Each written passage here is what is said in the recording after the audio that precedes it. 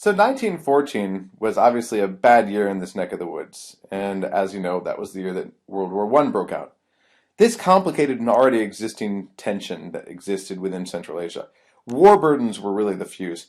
Horses and livestock were confiscated by force from people living in Central Asia. You had conscription of about 250,000 men. They weren't allowed to engage in armed combat. They were feared. They were considered second class, but they were taken on as support troops. Many were also forced into agriculture to support the troops. And this is a big issue when you're talking about a still significant nomadic population. So the result here was a strengthened reformist movement, which led to revolts. 1916 was a year of big revolts. Leaders of the reformist movement used these burdens basically as a political opportunity. Broader themes concerning Russian colonization that had resonance among locals but weren't really the top priority before conditions deteriorated now surfaced. So people were sent over their threshold for tolerance, and they said, "Hey, we can't take this anymore." We're talking about legal inequalities, rural colonization, peasantry hardships, all these sorts of things that people are rallying around. So the Jadids, of course, were loving this since they led the reformist movement. And the Germans helped out. The movement was actually fueled by German propaganda, sabotaged the enemy from within. And this culminated in 1916 with a great nomad revolt by Kirgiz, Kazakhs, and Turkmen. The Basmachi led revolts around the region. The Basmachi, I should have this term here, and I don't, but you'll see it a little bit later. Basmachi, Basmachi. It actually comes from the word Baskinji, which means attacker. And they initially organized in this year, in 1916, revolting against the war burdens. So they attacked ethnic Russians. They sabotaged the railroads and the telegraph, these pieces of technology that the Russians brought and the things that the Russians depended on to maintain contact with the metropole. They also burned fuel depots. So they were attacking a sort of a wide swath. 45,000 Russian troops were eventually able to quell the large-scale revolt, but you had lots of small-scale attacks all around Central Asia. Thousands of Russians and locals were killed. You had lots of refugees, internal as well as external, some going into China. And this was really the beginning of the Basmachis, this rebel group that wanted the end of Tsardom and independence for Central Asia. Central Asians weren't the only ones in the Russian Empire who were unhappy with the war conditions. There were monumental changes in February 1917 stemming from St. Petersburg once again, where all the political activity was happening because that was the metropole. So the February 1917 revolution was the first of the, I guess what we'd call the communist revolutions. It wasn't really a communist revolution, but there was a strong left hand in there. So workers and many peasants had numerous grievances. Inflation, rampant food shortages, conscription being unpopular, enormous casualty rates. So we're in year 3 of the war, and Russians were actually going to war without guns, and they were being shot unarmed, and they were freezing to death. So this started in St. Petersburg, Petrograd, Leningrad, whatever you want to call it at the time, and you had demonstrations in food lines joined by women factory workers, and the slogan was "Give us bread." And this quickly spread over the next 2 days, and it was encouraged, of course, by political activists and joined by white-collar workers, by students. And the Tsar ordered the soldiers and the police to stop it, and some of them mutinied. They joined the protesters. They fired on the police. The police joined. The Tsar's cabinet resigned, the Tsar abdicated, and a provisional government was formed. The provisional government meant that socialists had come to power. And these were Mensheviks and social revolutionaries. You don't have to remember it's right here, but you don't have to remember the parties. They formed this provisional government, and they restructured the state in workers' councils, and then there was also a government body as well. Now, the attitude of Central Asians to the February Revolution was generally favorable. I mean, the Tsar abdicated. It was a repressive and detested regime. Remember, in 1917, you had horrible living conditions in Central Asia as well. You had starvation in the Bukaran Khanate. All the food was going to the war effort. And there was a dependence on imported food from Russia, but, because they were now cotton producers in Central Asia. So whatever food they did produce was being sent away, whatever food the Russians produced was also being sent to the war effort. There was a movement to cities for work at the time, and this shattered the family unit that had been so strong. Remember when we talked on the first day about this strong family unit, especially in the nomadic or the unsettled side of the culture? Well, all the men are gone. When they return, they're coming back with new ideas. This also weakens the traditional authority of the clergy. People are poor, they're losing faith in local elites. So the people were ready to hear good news from this newest revolution. The elites themselves were split. You had Jadids, who wanted a democratic federal constitution and equal rights with the Russians.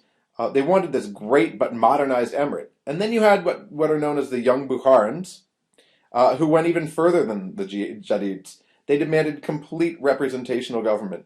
And then you had the Muslim clergy, who were monarchists, very conservative because they thrived on the status quo. And you had a Muslim socialist movement, which was very, very weak as a result of the things that I mentioned during the 1905 revolution.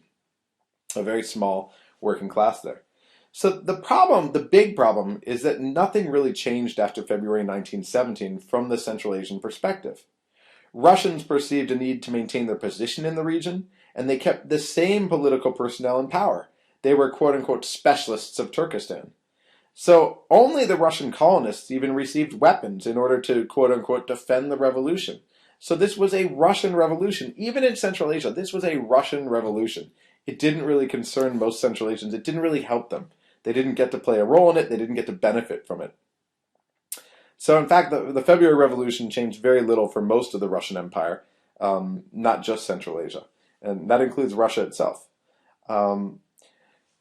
So with that, out comes Lenin, stepping onto the political stage, fresh from Germany, and preaching Marxism. If you've taken 260, you have a good idea of the general sort of nuts and bolts of Marxism. But basically, according to Marx, we live in a society, and this is everywhere in the world, of haves and have-nots. We live in there's this base that functions within the superstructure. Basically, the base is how the base is us, and the superstructure is all the institutions that the elites have put down around us. And they put down these institutions basically to fool us. So they give us, for example, democratic elections. Well, they're not really democratic elections because you have to have millions of dollars to actually win them, right? They allow us to form unions because then we feel like we're getting better wages. They create a minimum wage, right? Well, all this is what contributes to the false consciousness of the proletariat. It's what makes the proletariat, in other words, the workers, forget really what's going on and not really dig in and address the real problems at hand.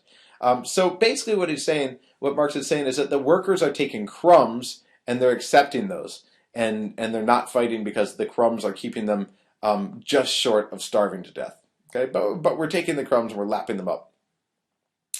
And so this leads to this false consciousness of the proletariat. We don't grab our proletariat consciousness and rise up because of this.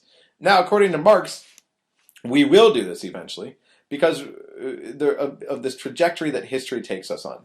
We begin with feudalism, and then technology allows for the development of this bourgeois capitalism. So you have industrialization. Think of these bourgeois capitalists who are creating these factories, and they're employing people under horrible conditions. Now, the people need the jobs, so they're working under these horrible conditions. They're toiling in these horrible conditions. And it gets even worse because they begin to automate things, these bourgeois capitalists, so that, according to Marx, they need less and less of our labor, which means that there are more and more of us pounding on the factory doors saying, give me a job. And if that's the case, well, then each one of us is willing to undercut the other and work for less. So the gist is that the conditions get worse and worse and worse and worse. And finally we revolt, we shed our false consciousness, we regain our proletariat consciousness, and we rise up, we rebel, and we launch a communist revolution. So that's a long story short, 2 seconds on Marxism. But the point is that Lenin is convinced here that you can go, the problem with Russia is that it's an agrarian state. And Lenin comes back thanks to German help towards the end of World War I. No one, of course, knew it was going to be the end. And Lenin says, hey, we can go from this point, feudalism, to this point, communism, without going through bourgeoisie capitalism. Forget about bourgeois capitalism. We don't have the time. He's convinced that you can skip this stage, even though, according to Marx, you need this accumulation of wealth and this industry to feed the proletariat consciousness. Lenin says, hey, we don't have time for this. So Lenin, the leader of the Bolsheviks, this party, returns to St. Petersburg in April. He's strengthened his own party. He takes advantage of the fact that the revolution of February had been so ineffective, and there's lots of bitterness in society. And he takes advantage of the fact that the war continues. In St. Petersburg, there's an army unit that mutinies. Lenin defends them, so he becomes popular in the military. His slogan is peace, bread, and land. And in October 1917, Lenin's supporters take the Winter Palace and force the Provisional Government out. The Bolsheviks, aka the Communists, finally took power, and they quickly left the war.